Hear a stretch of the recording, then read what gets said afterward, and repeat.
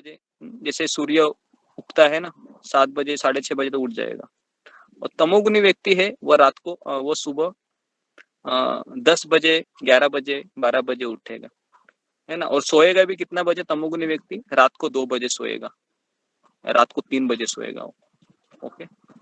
और सत्वगुणी व्यक्ति कितने बजे सोता है? 10 बजे सोएगा वो, 4 बजे उठेगा। रजोगुणी व्यक्ति 12 बजे सोएगा, 6 बजे उठेगा, 6:30। ठीक है, तो इस तरीके से हम इसको इवेल्युएट कर सकते हैं। तो अभी यहाँ पर बताया है कि 3 गुण ही सब कुछ कर रहे हैं। इसके लिए 18 अध्याय है।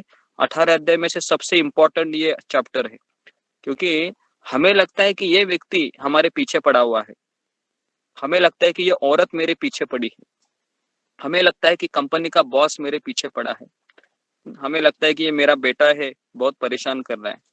परेशान वो नहीं कर रहा है, परेशान ये 3 गुण कर रहे हैं उसके माध्यम से, है ना। तो ये अगर आपको क्लैरिटी है ना, एटलीस्ट थ्योरेटिकली तो समझ में आएगा ना, तो आप धीरे धीरे इसको प्रैक्टिस करोगे ना, तो फिर आप दुखना चाहते हैं हमारे जीवन में से। हम सोचते हैं कि ये व्यक्ति चला जाएगा, मैं सुखी हो जाऊंगी, मैं सुखी हो जाऊंगा, लेकिन वो व्यक्ति तो केवल एक माध्यम है, 3 गुण ही उसको नचा रहे हैं, है ना। तो उसके लिए पहले के लोग डाइवोर्स नहीं लेते थे, या जिस तरह से घरदार छोड़ के नहीं जाते थे, क्योंकि उनको पता था कि ये मेरा ही किया कराया है, ये व्यक्ति तो अभी मेरा जो भी हिसाब किताब है मुझे दे रहा है, लौटा रहा है कि नहीं। और पता नहीं कब तक लौटाएगा। जैसे जैसे हम देखते हैं कि अभी गांधारी और धृतराष्ट्र ले लो, एक तरीके से गांधारी तो सबसे सुंदर औरत थी तभी के जमाने में, महाभारत की सबसे सुंदर महिला थी गांधारी। और धृतराष्ट्र तो अंधा था एक तरीके से, और जब गांधारी को पता चला मेरे होने वाला जो पति है अंधा है, तो उसने भी अपने आंखों पे पट्टी बांध ली, ये सोचकर कि मैं कैसे मेरे पति से बेहतर हो सकती हूँ। तो ये समर्पण का जो भावना है ना, ये पहले होता था, अभी ये समर्पण नहीं है। अभी क्या है, अभी अभी क्या है कि मैं आपका पीठ बंद हो जाता है, फिर प्रॉब्लम होने लगते हैं। तो इसके लिए निस्वार्थ भाव से सेवा करना, इसको निष्काम कर्म कहते हैं। और यहाँ से भक्ति की शुरुआत होती है। जब तक हम फल की अपेक्षा रखते हैं, है ना, कृष्ण से, अगर हम कृष्ण से फल की अपेक्षा रखते हैं, हाँ, सकाम भक्ति, सकाम भक्ति, सकाम भक्ति, ओके, या कर्म मिश्रित भक्ति, कर्म मिश्रित, कर्म उसमें मिश्र है, ओके। और अगर मैं इसके लिए मैं कुछ ज्ञान से मैं कृष्ण को प्राप्त करना चाहता हूँ, या मैं कृष्ण की पूजा इसलिए कर रहा हूँ ताकि मुझे नॉलेज मिले सारे बारे में, कृष्ण के पास बाद में जाऊंगा मैं, है ना। तो इसको ज्ञान मिश्रित भक्ति कहते हैं, ओके। और उसके बाद अर्थ क्या है? शुद्ध भक्ति, जो भगवान को प्रसन्न करने के लिए करते हैं। प्रामाणिक गुरु के माध्यम से जब हम करते हैं, वो गुरु के सानिध्य में रहकर जो करते हैं वही है। हाँ, प्रामाणिक गुरु शिष्य परंपरा से आए हुए व्यक्ति का मार्गदर्शन के नीचे जब हम भक्ति करते, कितना भी कष्टों को सहन करूंगी, या मैं कृष्ण के लिए कितना भी कष्टों को सहन करूंगा। जैसे गोपियों ने कहा था ना, याद है आपको, कि कृष्ण अगर आपका सरदर्द एक क्षण के लिए भी दूर होता है, गोपिया कहती है नारद मुनि को, तो हम करोड़ों करोड़ों जन्म भी नरक में जाने को तैयार है। तो ये जो कष्ट है, गोपियों की जो भक्ति थी वो शुद्ध भक्ति नहीं, ये शुद्ध भक्ति थी। कृष्ण गोपियों के कोई गुरु थे, गोपियों के गुरु मतलब गोपिया ये साधना भक्ति में नहीं आती है, गोपिया प्रेम भक्ति में आती है। तो हम लोग साधना भक्ति में आ रहे हैं क्योंकि हम लोग पैदा ही अशुद्ध हो गए ना, माँ के गर्भ से आए हैं, तो हम क्या भगवान के भक्त बनम के जन्म तो नहीं लिए हैं। और जो गोपियां हैं ये कृष्ण से प्रेम करती थी, नेचुरली प्रेम करती थी। उनको बताया नहीं जाता था कि सुबह उठो 4 बजे, है ना, सुबह 4 बजे उठना चाहिए। अगर आपका प्रेम है कृष्ण के ऊपर, तो कुछ भी हो 4 बजे उठना चाहिए, है ना। फोन करके आपको उठाना है कुछ तो बड़े है कि नहीं, क्योंकि अगर जिसका प्रेम है कृष्ण के ऊपर, है ना, तो उसको जो अलार्म बजता है ना वो उसको बांसुरी की तरह लगेगा। समझ में आ रहा है? वो जो अलार्म बजता है ना वो उसको बांसुरी की तरह लगेगा, और उसको लगेगा वो अलार्म बजने के बाद कि कृष्ण मुझे बुला रहे हैं और मैं क्या पागल की तरह सो रहा हूँ, सो रही हूँ, मुझे तो जगना चाहिए अभी, है ना? ऐसा अंदर से आवाज आना चाहिए।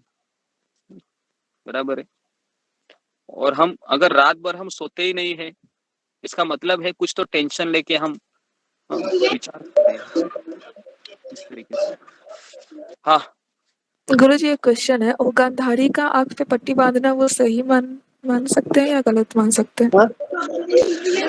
गांधारी ये थी शिव भक्ति, और गांधारी ये चेस्ट लेडी में आती है। मतलब चेस्ट लेडी मतलब अपने पति के लिए वो उसने सारी आज्ञा का पालन किया, तो उसके लिए भले ही कोई स्त्री है, पतिव्रता है, लेकिन अगर वो कृष्ण की भक्त नहीं है तो कुछ फायदा नहीं है उसका। जैसे गांधारी का था, गांधारी ये पतिव्रता स्त्री थी लेकिन उसने कृष्ण को शाप दे दिया। तो उसके लिए हम गुणों की हम सराहना करते हैं, लेकिन अभी मैं आपको दो लोगों के बारे में बताता हूँ। एक व्यक्ति है जो साउंड को जरा बंद कीजिए, गौरव गौरव साउंड को। ओके, पहला व्यक्ति है जो माला कर रहा है ना भगवान का, लेकिन बहुत गुस्सा करता है। वो उसका नेचर ठीक नहीं है, बात बात पे कभी कभी वो थोड़ा सा समझ में आ रहा है, थोड़ा सा बिहेवियर में कुछ प्रॉब्लम दिखाई दे रहा है। हाँ, लेकिन उसको कृष्ण पे भरोसा है। और एक दूसरा कैटेगरी का व्यक्ति है जो उसमें बहुत अच्छे गुण है, गुस्सा नहीं होता है, सहनशील है ना, विनम्र है। लेकिन जब उसको मैं बोलूंगा कृष्ण का भजन करो तो बोलेगा अरे कृष्ण का भजन मैं क्यों करूं, मैं तो देखो कितना सोफिस्टिकेटेड हूँ, लेकिन मैं किसी को तकलीफ नहीं देता हूँ, है ना, अपना काम मैं खुद करता हूँ, सबका रिस्पेक्ट करता हूँ। तो अभी मुझे बताओ आप कौन से व्यक्ति के साथ रहना पसंद करोगे? जो कृष्ण भक्त है उसके साथ। पहले वाले गुस्सा करता है, अच्छा ठीक है। जो कृष्ण की भक्ति में लगा हुआ है उसके साथ, क्योंकि उसके इम्प्रूवमेंट के चांसेस है, आपने बताया था हाँ पहले। Very good. तो उसमें इम्प्रूवमेंट के चांसेस है, क्योंकि वो जब कर रहा है तो एक दिन वो अच्छा आदमी बनेगा, लेकिन जो जब ही नहीं कर हो जाएगा, गलत जगह जा सकता है।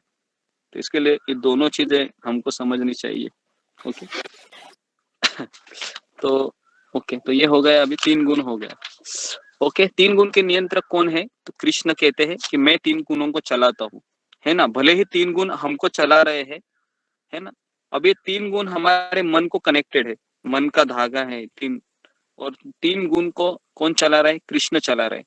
तो अगर आप कृष्ण की शरण में आते हो ना, तो कृष्ण क्या करते हैं? तीनों गुणों को निकाल देते हैं। तो इसके लिए ये जो रहता है ना, नक्षत्र है ना, किसी को काल सर्प होता है, या किसी के कुंडली में विवाह योगी नहीं होता है, हाँ, किसी के कुंडली में पैसा ही नहीं होता है, जो भी रहता है, तो उसके लिए ज्योतिष के पास जाने से अच्छा है कि आप कृष्ण के पास जाइए, क्योंकि कृष्ण के पास ही सब सारे ग्रह नक्षत्रों को कौन चलाता पता है क्या? देवी देवता चलाते हैं। देवी देवताओं को दुर्गा देवी चलाती है, और दुर्गा देवी को कृष्ण चलाते हैं। तो उसके लिए हमें बीच में ये ग्रह नक्षत्र का शांति करने के लिए कहा जाना नहीं चाहिए देवी देवताओं के पास, सीधा हम कृष्ण के पास जाएंगे, है ना। तो उसके लिए हमको कृष्ण का नाम, कृष्ण का विवाह भी हो जाएगा, है ना, सब कुछ हो जाएगा। लेकिन आपकी इच्छा नहीं, तो इसके बाद आपने एक बार बोला था कि कृष्ण भगवान अभी हमसे बहुत दूर हैं, तो मतलब बहुत दूर है, लेकिन मैंने ये भी बोला था कृष्ण हमारी बातें सुनते भी है, परमात्मा के रूप में है भी, है कि नहीं। मैंने दोनों चीजें बोली थी। तो अभी क्या है कि वो निर्देशन लेने होते हैं ना, इंस्ट्रक्शन, तो हमको गुरु से लेने चाहिए, क्योंकि कृष्ण तो हमको बताने के लिए आएंगे नहीं। लेकिन जब भरोसा रखना है हमें, तब हमको ओके गुरुजी। करनी चाहिए। ओके, तो इस तरीके से ये होता है बैलेंस। और कृष्ण की कृपा, ये हमने देखा था मंगल आरती के सत्र में, कि कृष्ण अपनी कृपा गुरु और भक्त के माध्यम से ही देते हैं। तो उसके लिए अगर आप सत्संग में नहीं आओगे और घर में ही आप पूजा पाठ करोगे, है ना, कृष्ण की अकेले भक्ति करोगी या करोगे, तो आपको कृपा कैसे मिलेगी? क्योंकि कृपा का स्रोत तो भक्तों का संग है, वो स्रोत ही आप अभी तक एंट्री नहीं किए स्रोत में, तो कैसे आपको कृपा मिलेगी?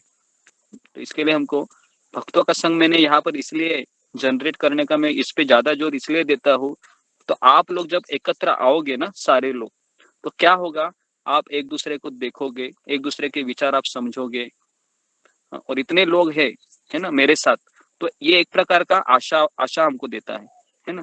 निराशा में भी ये एक आशा प्रदान करती है भक्तों का संग, क्योंकि वो सोचती है या वो सोचता है कि मैं अकेला नहीं हूँ, संघर्ष कर रहा हूँ, मेरे साथ इतने लोग हैं। तो इसके लिए ये ऑनलाइन प्लेटफॉर्म का क्रिएट करने का सबसे बड़ा पर्पज यही है। जब हम निराश हो जाते हैं जिंदगी से, है ना, माला भी कर रहे हैं लेकिन निराशा तो आएगी ही ना, क्योंकि अभी तक हम 3 गुणों से मुक्त नहीं हुए हैं। तो ये 3 से 4 सेशन में आप आओगे, आप देखोगे कि मेरे जैसे यहाँ पर बहुत लोग हैं, तकलीफ में है ना, किसी को फाइनेंशियल प्रॉब्लम है, किसी को पारिवारिक प्रॉब्लम है, किसी को जो भी है, एटसेट्रा एटसेट्रा। लेकिन जब वो देखते हैं कि इतना प्रॉब्लम होने के बाद भी ये लोग आ रहे हैं, तो मैं क्यों नहीं कर सकता, मैं क्यों, आशा है ना, ये भक्तों का संग देता है। और इसके लिए भक्त ने कभी भी आशावादी होना चाहिए।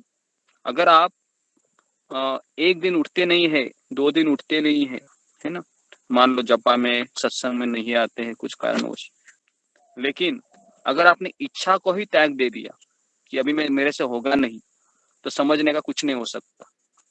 तो इसके लिए हमेशा उस आशा को आप बरकरार रखिए अपने जीवन में। ओके, तो अभी 20वें श्लोक में बताया है कि गुणान एतान अतित्य।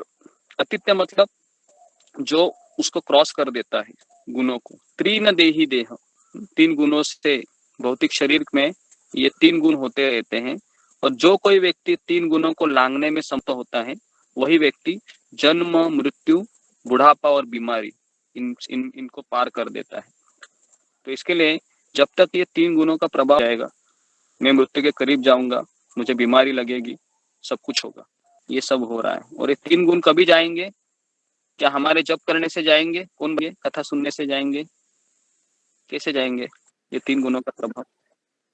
अनर्थ निवृत्ति के बाद का स्टेज। हाँ, 3 गुणों का प्रभाव ये जब कृष्ण चाहेंगे, बेसिकली ना, जब कृष्ण चाहेंगे कि ये सिंसियर है, बहुत जाता है, कमिटेड है, कुछ भी हो जाए, लेकिन ये हमेशा अटेंडेंस में आता है ना, रोज रिपोर्टिंग करते हैं, रोज प्रश्न उत्तर लिखते हैं, रोज सेवाएं करते हैं, तो इसका मतलब है ये सिंसियर बंदा है ना कृष्ण। फिर कृष्ण फिर माया देवी को कहता है, दुर्गा देवी को, अभी इसको ज्यादा तकलीफ मत दो, है ना, अभी ये सुधारना चाह रहा है, तो इसको जरा अभी थोड़ा सा इस पे दुख है, जरा कम करो इसका। तो इसके लिए जब कोई व्यक्ति शुद्ध भक्ति को अपनाता है ना, तो उसके जीवन के जो तकलीफ है वो कम हो जाते हैं। ठीक है, तो अभी हम कौन सी भक्ति कर रहे हैं ये मुझे पता नहीं, क्या है मुझे पता नहीं। कोई लोग यहाँ पर इसलिए भी आते हैं ताकि मेरा घर अच्छे है, इसलिए मैं माला जप करूंगी, कृष्ण पसंद।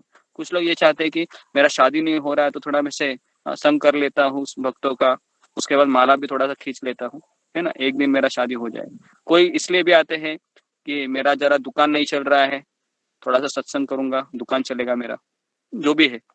लेकिन ये सब मिश्र भक्ति में आते हैं। भले ये भक्ति है लेकिन मिश्र भक्ति है ना। तो मिश्र भक्ति, शुद्ध भक्त चाहेगी तो फिर धीरे धीरे धीरे धीरे हमारे सारा समस्या है। अभी अर्जुन कह रहा है कि कई लिंगे त्रीण गुणान एतान अतीत भवति प्रभो किम आचरा कथम च एतान त्रीन गुणान अतिवर्तते। हे प्रभु, 3 गुणों के अतीत जो मनुष्य है ना, मतलब 3 गुणों के ऊपर जो मनुष्य है, वो कैसे मैं उसको पहचानूं, कैसे उसके लक्षण होंगे, कैसा वो उसका आचरण रहेगा, कैसे मैं जानूं, है ना। तो अभी पहले प्रश्न का उत्तर है, 3 प्रश्न पूछता है इसमें। पहला क्या है, किन लक्षणों के द्वारा मैं जानूं। दूसरा प्रश्न है उसका आचरण कैसे होगा, और तीसरा प्रश्न है उसकी विधि क्या है। तो पहले प्रश्न का उत्तर 22वें श्लोक में भगवान देते हैं, दूसरे प्रश्न का उत्तर 23, 24, 25 में देते हैं, और तीसरे प्रश्न का उत्तर 26 में देते हैं। तो अभी हम ये 22, 23, 24, 25 ये और 26 ये 4 श्लोक पढ़ेंगे। ओके, तो ये 4 श्लोक है, तो नेक्स्ट 4 श्लोक पढ़ेंगे। प्रभु जी मैं पढ़ूं? हाँ पढ़ो। न द्वेष्टि संप्रवृत्तानि न निवृत्तानि काश्यति उदासीन वदासीनो गुणैर्यो न विचाल्यते गुणावर्तन्त इत्येवं यो वत्तिष्ठति निगते समदुःख सुख स्वस्थ समलोष्टास्म काचन तुल्य प्रिया प्रियो धीर स्तुल्य मानपमान्यो मानपमान्यो स्तुल्यो मित्रारिपक्षयो सर्वारंभ परित्यागी गुणातीत स उच्यते। इसका अर्थ पढ़ पाओगे? हाँ पढ़ो, अर्थ पढ़ो। ओके। भगवान ने कहा, हे पांडुपुत्र, जो प्रकाश आसक्ति तथा मोह के उपस्थित होने पर न तो उनसे घृणा करता है और न लुप्त हो जाने पर उनकी इच्छा करता है, जो भौतिक गुणों की इन समस्त प्रतिक्रियाओं से निश्चल तथा अविचलित रहता है और यह जानकर कि केवल गुण ही क्रियाशील है, उदासीन तथा दिव्य बना रहता है, जो अपने आप में स्थित है और सुख तथा दुख को एक समान मानता है, जो मिट्टी के डेले पत्थर एवं स्वर्ण के टुकड़े को समान दृष्टि से देखता है, जो अनुकूल तथा प्रतिकूल के प्रति समान बना रहता है, जो धीर है और प्रशंसा तथा बुराई मान तथा अपमान में समान भाव से रहता है, जो शत्रु तथा मित्र के समान सारे भौतिक कार्यों का परित्याग कर दिया है, ऐसे व्यक्ति को प्रकृति गुणों से अतीत कहते हैं। हाँ ओके। तो अभी देखो पहले प्रश्न का उत्तर भगवान बता रहे हैं, ध्यान से सुनिए। पहला प्रश्न क्या है देखिए कि कौन से लक्षणों के द्वारा उसको जाना जा सकता है। तो लक्षण क्या होते हैं देखो, अगर व्यक्ति कोई कोरोना है ना, कोरोना से, तो उसका लक्षण क्या है, कौन बताएगा मुझे? जिस व्यक्ति को कोरोना हुआ है उसके लक्षण क्या होंगे? Breathing problem. ओके, तो ब्रीदिंग प्रॉब्लम भी रहेगा, उसको खांसी रहेगी, जुकाम रहेगा, है ना, इतना सब चीजें होगा उसपे, ठीक है। तो उसी तरीके से जिस व्यक्ति 3 गुणों के ऊपर चला गया है उसके लक्षण क्या है? तो पहला है, जहां पर बताया है, भावना नहीं रहेगी, वो किसी का द्वेष नहीं करेगा, और यहाँ पर बताया है कि वह